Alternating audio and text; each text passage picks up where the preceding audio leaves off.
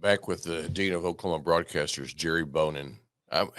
Have you been outside, looked up at the sky in the evenings around here? We're starting to see a little of that Canadian smoke, but I know you had some family go back east, but my goodness, they're canceling baseball games. And in Yeah. OK Energy today, you were talking about air quality. I've got an air quality alert on my tray on my computer today. This Canadian thing serious. Well, yeah, it's in the eastern part of Canada where they've got literally hundreds of out of control wildfires. We are now, let's see, in a fourth consecutive ozone alert here in Oklahoma, primarily Oklahoma City and Tulsa. Although the Oklahoma Department of Environmental Quality doesn't indicate if this has anything to do with that smoke. Now, I know there have been some wildfires in Western Canada, but that was like a month or 2 months ago when it actually was interfering with the transportation and production of the tar sands oil, which is up in Alberta, Canada, in that particular region. And that's the same kind of oil that once it's gone through the process, it comes down through the Keystone XL pipeline and then eventually on to Cushing and then south to the Gulf Coast refineries. So I'm not sure, if our ozone alert has anything to do with either sections of those wildfires. But in New York City, boy, that's just crazy. They call it the worst air quality rating in the world right now. I mean, worse than some of the smog-ridden places in China and some of the Asian countries where they still use so much coal-fired power plants for electricity and generating. But like you said, Yankees ball game was canceled, and flights were delayed as well. Yeah, that makes me nervous when they start doing Well, flights. but do you remember, Scott? It wasn't but just a couple of years ago, although it didn't gain as much national publicity from the coastal-minded networks. The wildfires that we had in Canada, and that caused smoke to come down into North Dakota, even northern Colorado.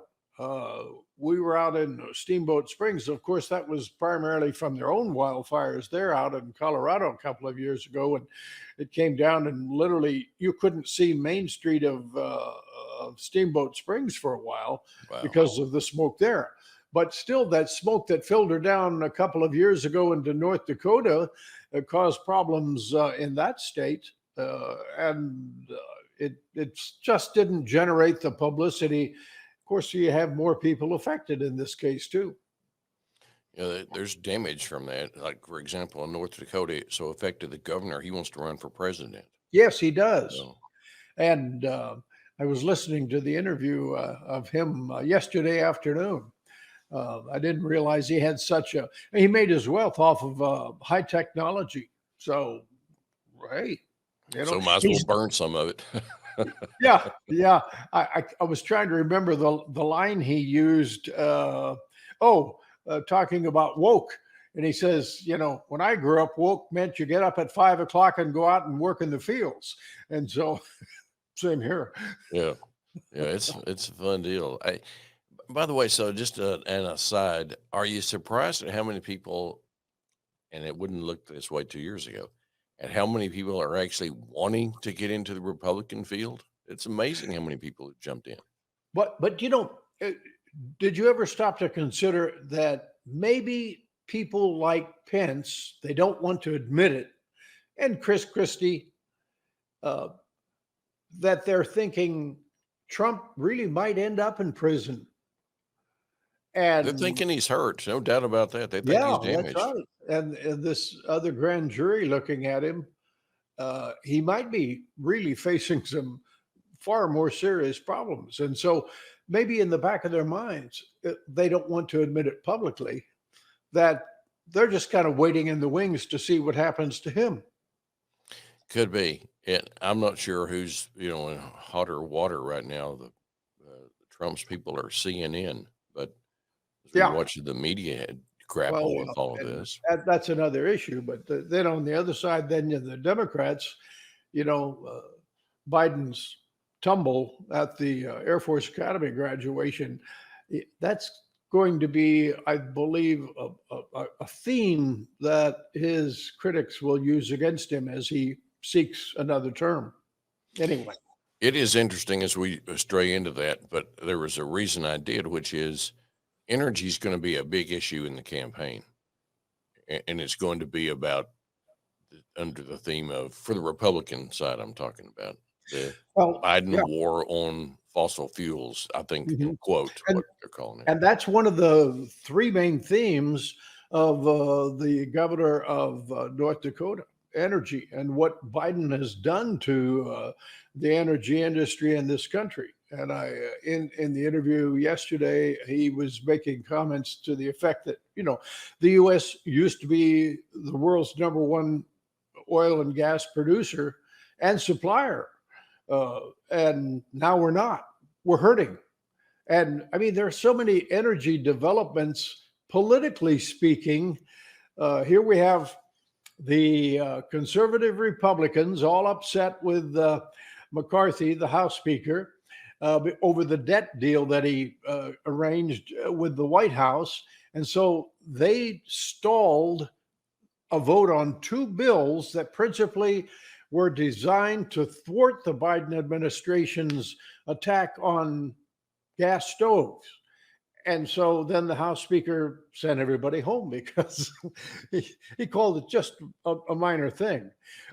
Then you have, let's see, a House committee wanting to investigate the Interior Secretary, Deb Haaland, because of her connections to environmental groups, and mainly through her daughter, who is an activist in New Mexico. And they kind of think that there might be a conflict of interest there. At least that's the allegation of some of the members of that House committee. Then at the same time, you have Holland deciding last week to put in or implement a 20-year ban with a 10-mile zone around the Chaco historic site in northwest New Mexico. And what I thought was fascinating about that was that most of the Native American tribes in the state applauded her decision. But the Navajo Nation is against it, saying what you've done then is also interfere with the individual rights of natives who live in that area and its mineral rights. So we're not just talking oil and gas, you're talking mineral rights and their ability to do any kind of mining or whatsoever. So the Navajo Nation is fighting her tooth and nail over this one. And it's I find it a fascinating political development for her. So anyway, and they're all, so many energy stories, Scott, are developing all around the U.S. And you just have to really pay attention to what is developing there. And then, of course, in our own state, we still have rate hikes. It's kind of like the Wapamo or whatever. Every week in Every OK week Energy, every there's a rate single hike, week. And this Back week, yeah, the Corporation Commission decided, PSO has the $155 million rate hike request. And so it went into a Corporation Commission meeting this week where the commissioners decided on a 2-to-1 vote to allow that to continue in the process before an administrative law judge and let her make the recommendation to the full commission. The commission chairman, Todd Hyatt, he preferred a legal move in which the commission would have basically taken the case en banc. In other words, it's coming back before the commission, and we will allow the administrative law judge to be more of a referee as we decide on this. But instead, it's going back, and so PSO could possibly face a decision as late as September. And if that's the case, it might be too late and they will have to start the process all over again. Then at the same time this week, Scott, we had OG&E late last week filing a request for a rate hike request too. And so that's the one where they ran into some, I thought, intriguing problems. Uh, because anytime a utility goes out for a request for more money from the Corporation Commission, they have to do a request for proposal. In other words, this is what our project entails, and we decide then how much money we're going to spend, why we need it, is there a real need for this? And in this case, OG&E wants to spend the money on improving the power generation at the Horseshoe Lake facility on the east side of Oklahoma City.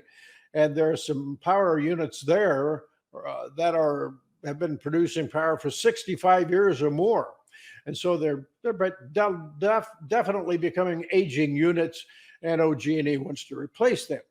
What they proposed initially was kind of the normal power generation off gas, et cetera. But then they also proposed getting some alternative power from solar units. Well, when they sent out then a request for bids on that, they couldn't be met. And so they're now being somewhat delayed and stymied because they can't get solar power on the time frame that they need it. And they're going to have to go back out and seek bids again. So this is all affecting the cost of the project. And of course, in the long run, the cost of how much more customers of OG&E will pay for this project. It's interesting that now this is, we see this simplistic idea from some that you can just snap your finger and you can go to the zero emission economy. I mean, OG&E's having problems finding the solar producers to bring on that energy. So it's just another example of the transition is going to be bumpy, really bumpy. Well, it is. And just working on some projects this morning, I noticed how there are more and more experts warning that the grid system in the U.S. Is being put under strain as more of the renewables come online. And the grid system has has a challenge in trying to meet those electricity generating demands. I had a story earlier this week. I lumped several wind projects together, and one of them was in Hastings, Nebraska, where I think it's the Central Community College. They're having trouble getting students wanting to become wind technicians. Yeah. And they're only getting 3 or 4 a year who want to do this kind of physical work. And it is a physical challenge. I mean, if you can think of the wind turbines that we have in the state today, I'm going to have to sit down and talk with a wind technician to see how many they're able to do, because they have to climb those stairs for a tower. And then, I was thinking here some time ago, can you imagine climbing those towers and, I forgot a tool. I got to go all the way back down and get it. You just can't say, hey, I need the wrench, but So, I mean, it's the physical challenges and the height and all of that. So maybe somebody doesn't want to do that kind of challenge anymore. I don't know. I'm going to have to do a little more exploration on this and see how some of the community colleges in Oklahoma are doing as well. But the one in Hastings, Nebraska, they're to the point where if they don't get enough students, they're going to have to do away with the program. Which is incredible. I know that the Career Tech out in Woodward has a big energy program out there. They do work on wind turbines, train people for that. But you're right. I mean, you can't be the kind of shape I'm in to go climb those stairs. But people don't see those stairs because they're within that shroud that goes up to the turbine, which, that's basically just got to get the thing up in the air, and they have to be worked on. That's an incredible story. Can I go back to New Mexico for just a second? Yeah. You were talking about that. A couple of weeks from now, I'm going to have the energy secretary on, Ken McQueen, who was the energy secretary in New Mexico before he went to EPA. He came from, I believe, EPA to Oklahoma after Ken Wagner went to work for the Ham Center for American Energy. And, there's a movie coming this summer with much aplomb, which is called Oppenheimer. Hmm. And so my Gen Z folks are running to who is Oppenheimer. And so people are going to find out about that pretty soon. Remember, Jerry, there was a whole generation that thought that Oliver Stone's movie about JFK was a real thing, right? Hmm. Yeah. So here we Yeah. go again. So I don't know how close to reality the Oppenheimer film was going to be, but that all took place in New Mexico. And as Los I was, Alamos. Yeah. yes, Mhm. and I was watching or going through the secretary's background the other day on the site. I noticed he was head as energy secretary in New Mexico. I'm not sure they called it that, but it was like the atomic waste. And people can only go to the Trinity site once a year. New Mexico at one point was on track to be maybe the third largest producer of oil and gas in the country. At one They're point, number two now. are they number two? I think they've got like 109 rigs, and that's a whole nother story because of the number of rigs and what's happening to them nationwide. Yeah. Yeah, it's amazing. So we'll be talking to him when we see what's happening. What you were mentioning about the No, yeah, and secretary is, yeah, that is. I'm intrigued by the history of it, and of course, there was a movie about it was fiction about the development of the atomic bomb. I don't know, 15, 20 years ago. So it seems like every 20 years, we come up with these kind of remakes, or yeah, suddenly, oh, we've just learned about the secret of Oppenheim and all of that. Well, anyway.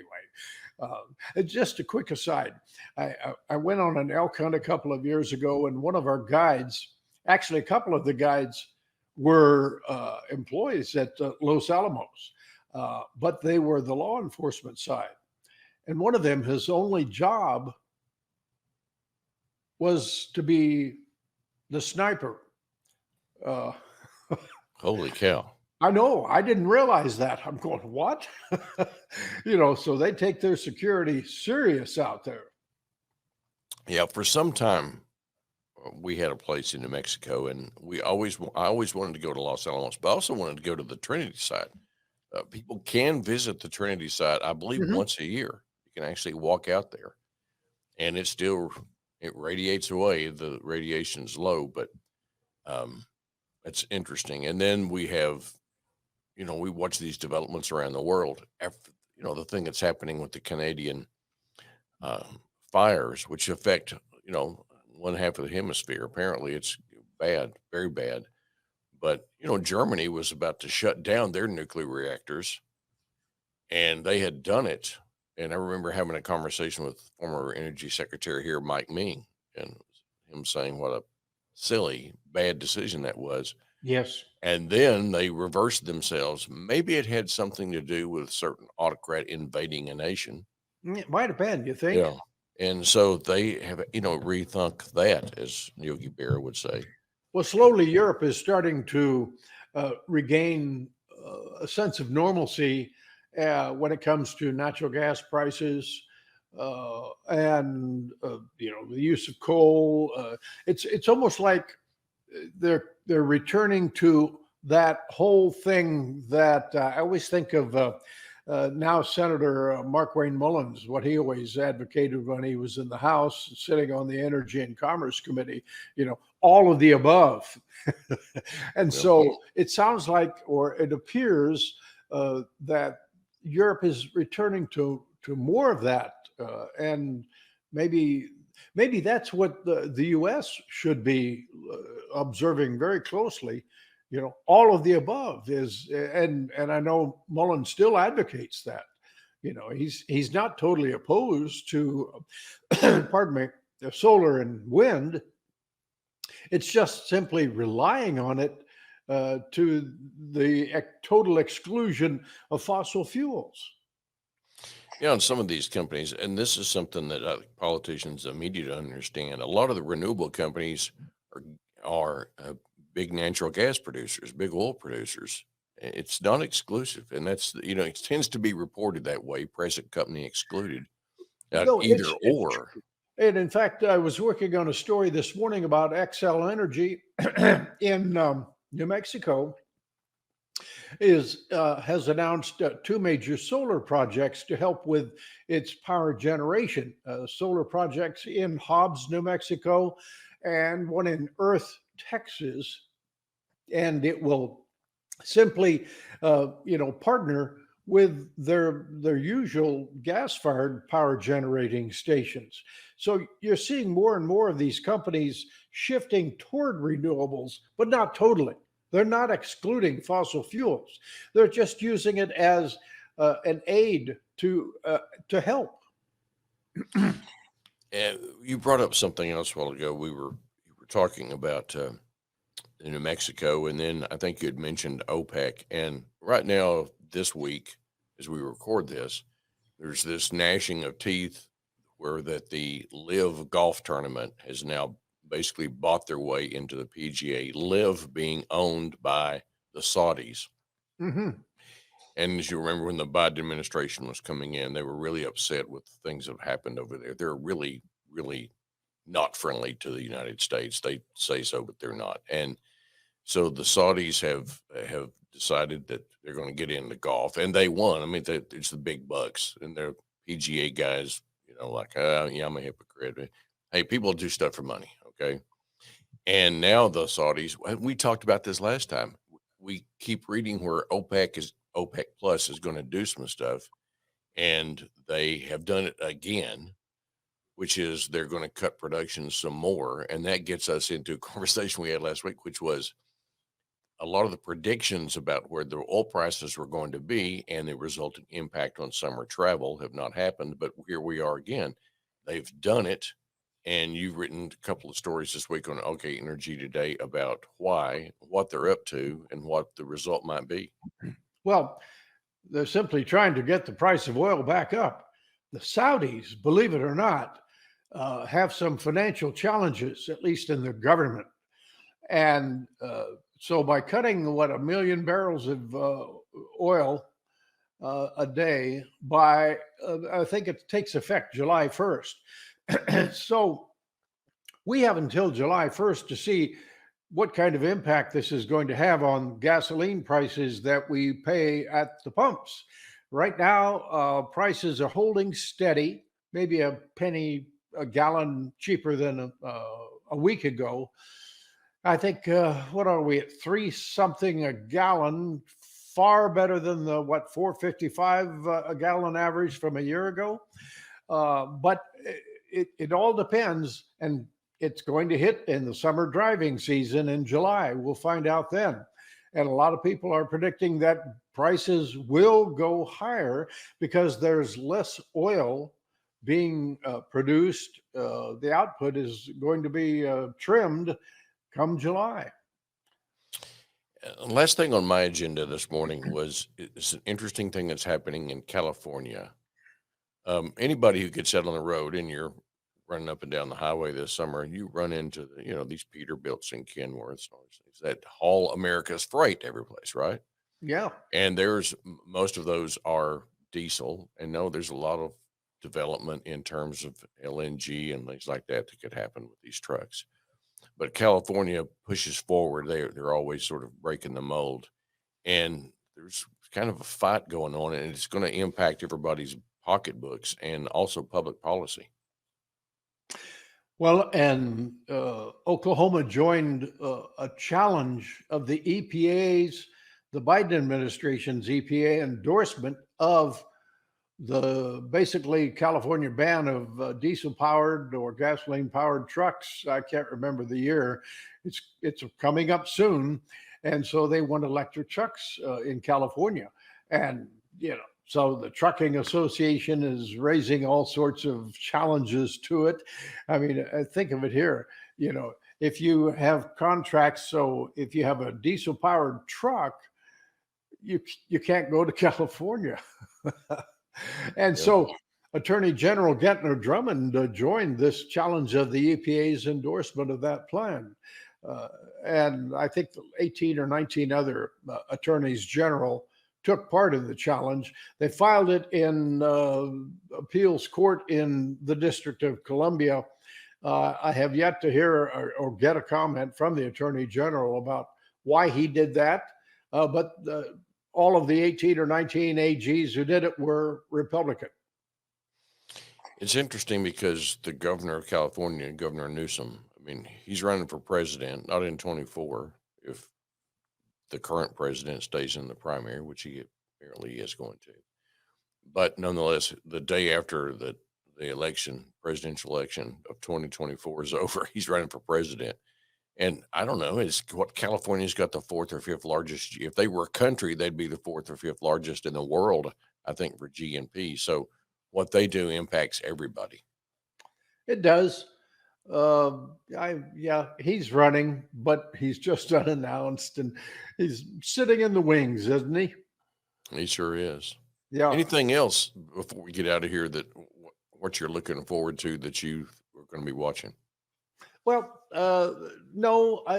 As I mentioned, the rig counts. I'm kind of intrigued with those because nationwide, the rig counts have fallen a large amount here in the past month or 2 months, and in Oklahoma. I mean, we actually have fewer rigs now producing oil and gas in the state than we did a year ago.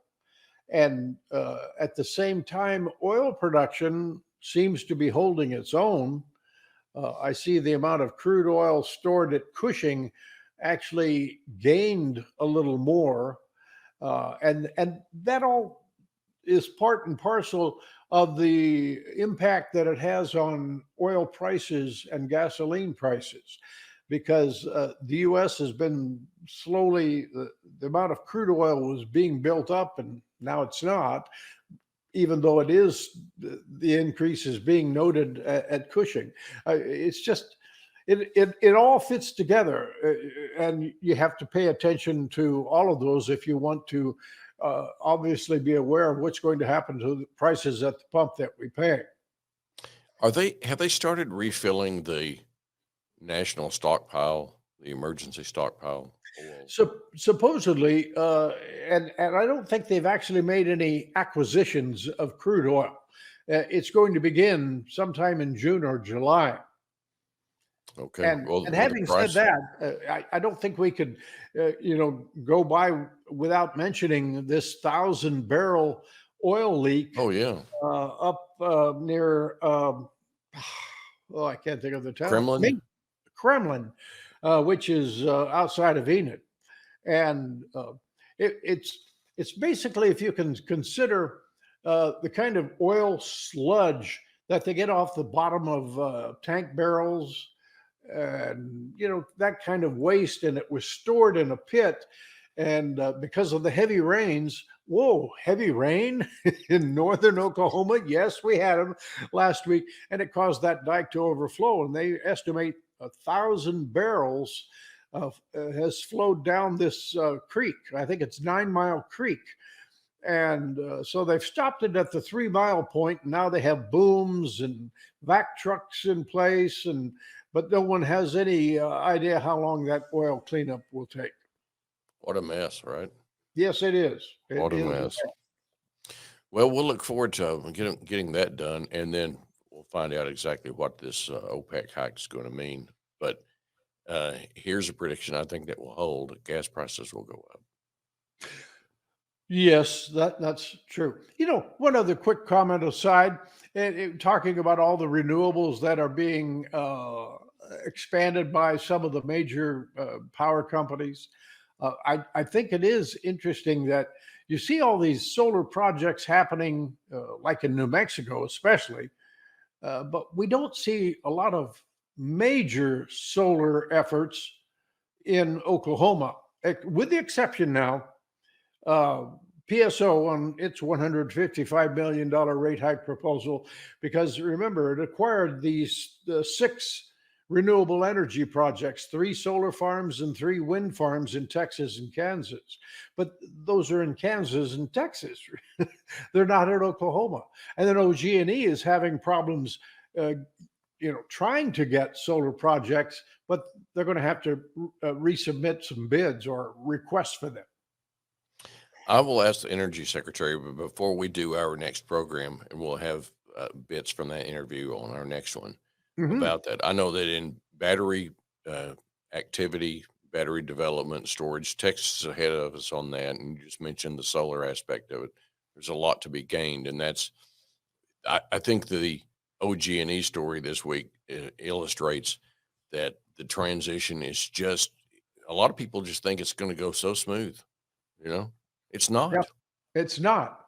I mean, there are all sorts of other issues that come with it. Speaking of battery, I see Texas might be the number one, along with California. It's kind of confusing, but when in terms of battery storage capability and power, So the future is here, but it's a winding road to get there for it's a these bumpy road too. yeah these politicians that think we'll just do away with fossil fuels and switch. It's okay. That's fantasy land. It's just Hmm. not reality, and it's a transition. And it's going to take a long time. The EV stuff, okay. I mean, we're watching that. A lot of those cars that you could buy with those that the money from the IRA, the Inflation Reduction Act, Yes. a lot of those tax credits that were initially offered are no longer offered on some of these EVs because they got too many parts made in China. So the planning, the planning and the execution don't always go smoothly. That's true. So for folks who want to do like I do, which is see my Energy Today bulletin every morning in my email inbox, so I can drink it Mhm. with my coffee. Hey, yep, How do that's you do right. that? Just simply go to our website, OK Energy Today, and on one of the columns up in the right hand corner is subscribe. It's free. Put your name in there and the email, and we'll send it to you every morning about 4 o'clock, Monday through Friday. And of course, we do not share the email addresses, we protect them. By the way, why don't you share with our viewers, and we thank people who are starting to tune into this and look at it. Been the numbers. Last episode was our most viewed ever, and we thank you for that. But I've for years done coffee cups on television. My friends, I drink coffee. Well, we don't do coffee cups on desktops at News 9 anymore, Yeah. Hmm. and just too much of a mess. I mean, there was a couple of guys. I mean, I think basically is Carl Torp, just messy, just terrible. David Payne knocking stuff. I'm just kidding. But anyway, your coffee cup. Do you want to show us what's on your coffee cup? Oh, that's a wildcat. Oh, The K State thing going on uh, there. I know here it's, I don't know if you can read wildcat. Yes, it Anyway, is. That now people know your biases. I know, but All right, Jerry. Thanks once again for helping us understand what's going on. I tell you, this affects everybody's life so much. The it does. energy and not in it's not just oil and gas. Okay, it's not just renewables. Corporation Commission does lots of things. Even we're writing about broadband this week, and I think that if you want to, and as the media shrinks, I mean, you can probably take you can a small school bus will hold many of the. This is an unfortunate situation. Small school bus will hold and a really small school bus many of the media outlets anymore, and there's so few places to go find information about energy, but the place to get it is OK Energy Day. We appreciate everything you do. Excellent. Thank you, Scott. See you next week. You have, see you then.